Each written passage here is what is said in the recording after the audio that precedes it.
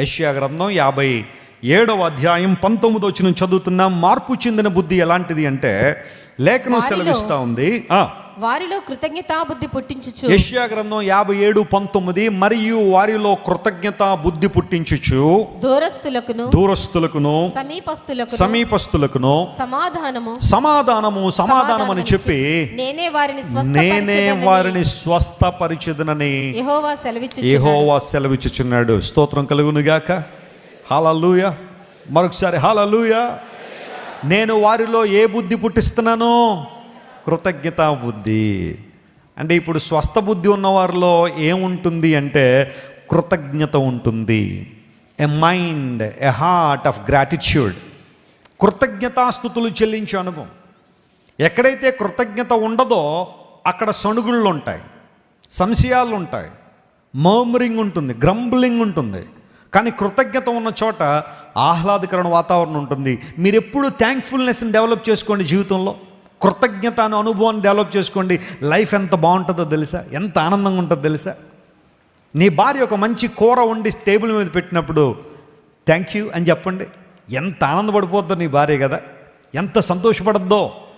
ఏదైనా ఒక మంచి పని చేసినప్పుడు నీ భార్యను అప్రిషియేట్ చేయి, థ్యాంక్ యూ అని చెప్పు, ఎంత సంతోషపడద్దో. కొంతమంది చేసేవలే అన్నట్టు చూస్తారు. అందును బట్టి చేసేవాళ్ళు కూడా ఏం చేయరు, రేపొద్దున్న చేయని పరిస్థితి. ఎందుకంటే మా ఆయన గారికి ఎంత వండి పెట్టినా, ఎంత చక్కగా నా శక్తియుక్తులన్నీ కూడా వండి చక్కగా పెట్టినా ఆయనలో ఏ చలనం లేదండి. ఇంకెందుకు అలాంటప్పుడు గడ్డి తీసుకెళ్ళి ఫ్రై చేసేసినా పర్లేదు అనుకుంటుందా? కానీ నువ్వు when you learn to say thanks, ప్రతి చిన్నదానికి నువ్వు థ్యాంక్ యూ అని చెప్పడం నేర్చుకో. ఎంత బాగుంటుంది జీవితం అంతా కూడా, ఎంత ఆనందంగా ఉంటుంది జీవితం అంతా కూడా. నేను నేర్చుకున్నాను అదే. చిన్న పిల్లవాళ్ళైనా నాకు ఎవరైనా సహాయం చేస్తే థ్యాంక్ యూ అని చెప్తాను. వాళ్ళకి మనస్ఫూర్తిగా చెప్తాను థ్యాంక్ యూ.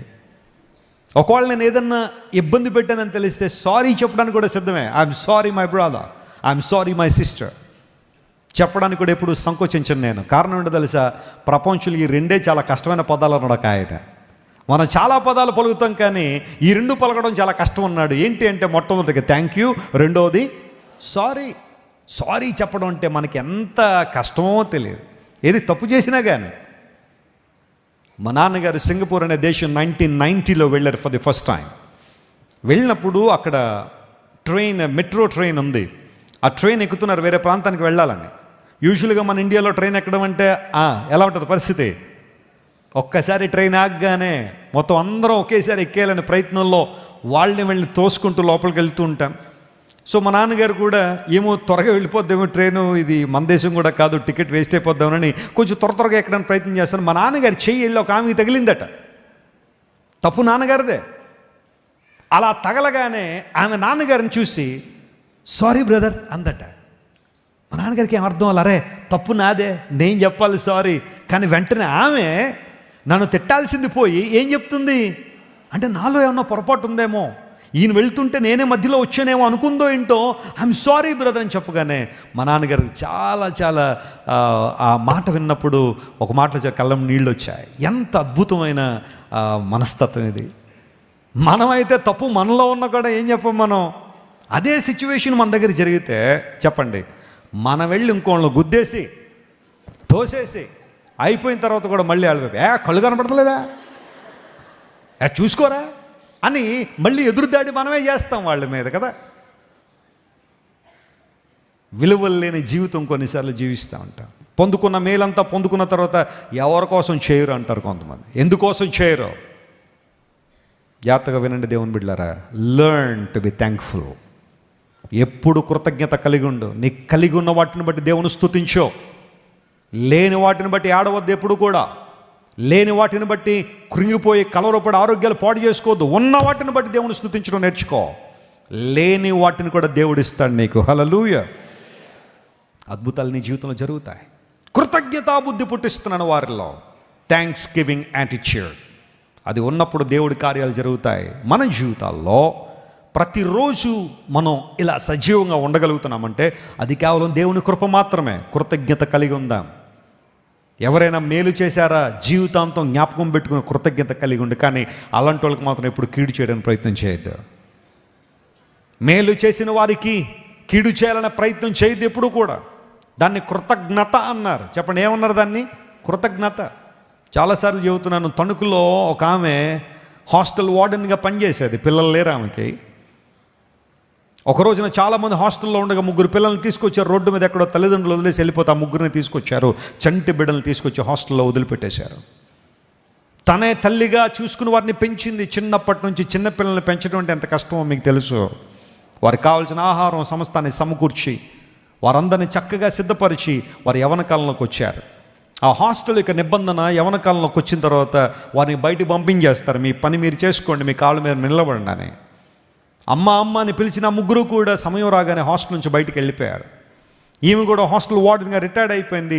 తణుకులో ఒక చక్కని గృహాన్ని కట్టుకుని దానిలో ఉంటుంది. ఒక్కతే సంపాదించింది కొన్ని డబ్బులు. హాస్టల్ వార్డెన్గా ఉన్నప్పుడు ఆమెకు వచ్చిన జీతం పెద్ద ఖర్చు ఏమి లేదు కాబట్టి బంగారం ఇవన్నీ కొనుక్కుంది, ఇంట్లో ఉంటుంది.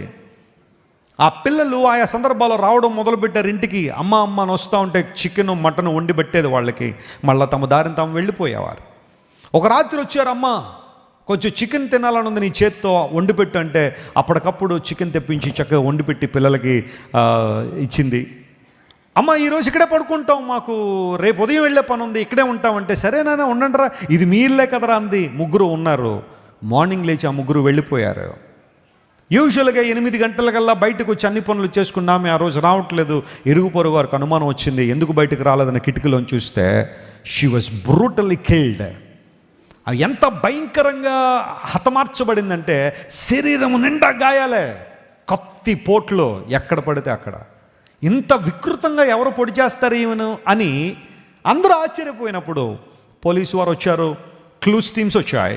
ఎట్టకేలకు కనుగొన్న సత్యం ఏంటంటే, ఎవరైతే అమ్మ అమ్మ అని పిలిచారో, ఎవరైతే తమ చేతుల మీద అంతవరకు పెరిగారో ఆ 3 బిడ్డలే ఆ వార్డుని చంపేసి వెళ్ళిపోయారు. ఆమె బంగారం కోసం, ఆమె డబ్బు కోసం. అరే ఇంతకాలం మనల్ని పెంచిందే, హాస్టల్ తీసుకురాబడి అనాథలుగా తీసుకొస్తే, సొంత తల్లిదండ్రులు వదిలేసి మనల్ని రోడ్డు మీద పడేస్తే ఈమె చక్కగా మనల్ని పెంచిందన్న కృతజ్ఞత లేని సమాజం ఈ రోజుల్లో. ఎంత భయంకరత్వం అండి. అవసరం ఉన్నప్పుడు ఒకలా మాట్లాడడం, అవసరం తీరిపోయిన తర్వాత మరొకలా మాట్లాడడం. నీతో పని ఉంటే నిన్ను ఒకలా సంబోధించడం, పని తీరిపోయిన తర్వాత సంబోధనలో మార్పులు వచ్చేస్తున్నాయి. కారణం ఏంటో తెలుసా? కృతజ్ఞత లేదు. అపవాది చాలామందిని ఈ రోజుల్లో అలాంటి స్థితిలో ఉంచేశాడు. కానీ ఎప్పుడైతే మనం దేవుని దగ్గరికి వచ్చామో, మన బుద్ధికి స్వస్థత వచ్చిందో, స్వస్థ బుద్ధి మనం కలిగి ఉన్నామో, దేవుడు మనకి ఏమిస్తున్నాడట? కృతజ్ఞత బుద్ధి ఇస్తున్నాడు. స్తోత్రం చెప్పండి, hallelujah. Are you thankful to Jesus? క్రీస్తు ప్రభువు నీ మీద చూపించిన ప్రేమకు నువ్వు ఆయన కృతజ్ఞత చూపిస్తున్నావా? సిలువలో నీ కోసం చేసిన గొప్ప త్యాగానికి దేవునికి కృతజ్ఞత కలిగి ఉన్నావా? విశ్వాసంలో నిన్ను బలపరిచి, దురాత్మ శక్తులను నేను కాపాడి, అపవాది కబంధ హస్తాల్లోంచి నేను విడిపించి, నిత్యాగ్ని గుండంలోంచి నేను తప్పించి నీ దేవునికి నువ్వు ఎంత కృతజ్ఞతగా ఉన్నావు? దేవుడు నీతో మాట్లాడుతున్నాడు. ఇంతవరకు కృతజ్ఞత లేకుండా, ప్రభు నాకేమీ చేయలేదండి, నాకేమీ ఇవ్వలేదండి, ఏమీ అవ్వలేదండి, ఆయన దగ్గరికి వెళ్ళాం కానీ అని ఇలాంటి మాటలు మాట్లాడుతున్నావు. కానీ అసలు దేవుడు నీ కొరకు సిలువలో చేసిన గొప్ప త్యాగాన్ని గురించి ఎప్పుడైనా ఆలోచన చేసావా? మీరు ఇంతవరకు విన్న దైవ సందేశం మరియు దేవుని సేవకులు చేసిన ప్రార్థన మీకు ఆశీర్వాదకరముగా ఉన్నదని విశ్వసించుచున్నాము. ఈ సందేశాన్ని మీ స్నేహితులకు, బంధువులకు షేర్ చేయండి.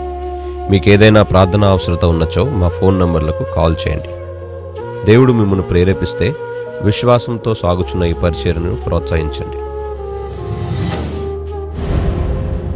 మరిన్ని వర్తమానాలు, పాటలు వినుటకు జాన్ వెస్లీ మినిస్ట్రీస్ అను మా యూట్యూబ్ ఛానల్ను సబ్స్క్రైబ్ చేసుకొనండి.